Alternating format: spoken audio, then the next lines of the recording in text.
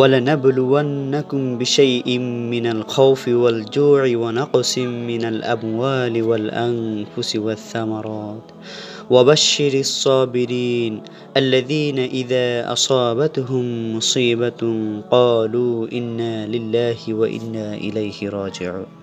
আর আমি অবশ্যই তোমাদেরকে পরীক্ষা করব কিছু ভয়, ক্ষুধা এবং জানমাল ও ফল ফলাদির স্বল্পতার মাধ্যমে।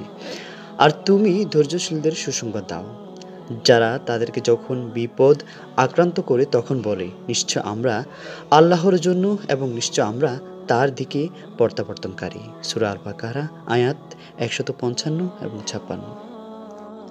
আসসালামু আলাইকুম রহমতুল্লাহি ওবরাকাতুহু। প্রিয় বন্ধুরা, আশা করি সবাই ভালো আছেন। আপনাদের সাথে আছে আমি মোহাম্মদ জাকির হাসান। ফেনীর ইতিহাসে স্মরণকালের এই ঐতিহাসিক বন্যায় হাজার হাজার মানুষ ঘর বাড়ি ছেড়েছে। হাজার হাজার মানুষের গৃহপালিত পশু পাখি সহ তারা কত কিছুকে হারিয়েছে। শুধু তাই নয়, কেউ হারিয়েছে তাদের মা বাবাকে, কেউ হারিয়েছে তাদের আপনজনকে। শুধু কি তাই, কেউ কেউ তাদের জীবনের সর্বস্ব হারিয়েছে। তারা এখন নিঃস্ব। তাদের কাছে তারা যে দুমুঠো ভাত খেয়ে জীবনযাপন করবে এই অর্থটুকুও নেই। কিন্তু ঠিক এই সময়ও কিছু কিছু মানুষকে দেখা গেছে একবার ত্রাণ পেলেও দ্বিতীয়বার তারা পাওয়ার জন্য ভিড় করছে। তাদের মধ্যে এতটুকু জাগ্রত বোধ হয়নি যে তারা নিজে একটু খেয়ে অপরটুকু তাদের আরেক ভাইয়ের জন্য পৌঁছে দিবে। যাই হোক, আপনারা ইতিমধ্যে যে আয়াতটি শুনেছেন, সেই আয়াতের সাথে যেন আমাদের আজকের পরিস্থিতি মিলে গেছে।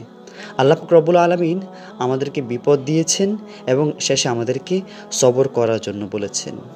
এই বিপদের মধ্যে কি কি থাকবে সব কিছুই উল্লেখ করেছেন তিনি। কখনো কখনো আমাদেরকে ফল ফলাদি নষ্ট করে বিপদ দিবেন, কখনো কখনো আমাদের প্রিয়জনকে নিয়ে তিনি আমাদেরকে বিপদের সম্মুখীন করবেন, কখনো কখনো তিনি আমাদের ভয় দিয়ে বিপদের সম্মুখীন করবেন। কিন্তু তারপরেও আমাদেরকে তিনি সবর করতে বলেছেন, কেননা আল্লাহ তাআলা সবরকারীকে ভালোবাসেন। আমরা যদি সবর করতে পারি, আমরা যদি সবর করার মাধ্যমে এই দুর্যোগ মোকাবেলা করতে পারি, এই দুর্যোগ কাটিয়ে উঠতে পারি, তাহলে অবশ্যই আল্লাহ পাক রব্বুল আলামিন আমাদের জন্য আরও অনেক অনেক ভালো কিছু রেখেছেন।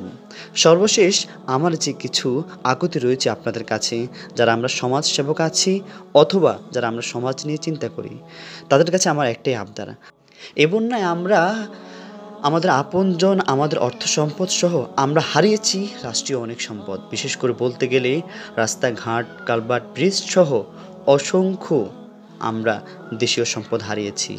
আমার একটাই আকুল আবেদন, যেন অতি দ্রুত আমাদের এই রাস্তাঘাট, কালভার্ট, ব্রিজ সহ আমাদের সেই স্থাপনাগুলো আরও দ্রুত নির্মাণ করা হয়। তাহলে আমরা এই দুর্যোগ মোকাবেলা করে আবার চলাচলের সেই সুন্দর পথ পাবো ইনশাআল্লাহ। সবাই আমাদের ফেনীবাসীর জন্য দোয়া করবেন, সবাই আমাদের গৃহহীন মানুষদের জন্য দোয়া করবেন, সবাই আমাদের ভালো থাকার জন্য একটু দোয়া করবেন। সবাই ভালো থাকবেন, সুস্থ থাকবেন। দেখা হবে আবার নতুন কোনো ভিডিওতে, কথা হবে আবার নতুন কোনো ভিডিওতে। আসসালামু আলাইকুম ওয়া রাহমাতুল্লাহি ওয়া বারাকাতুহু।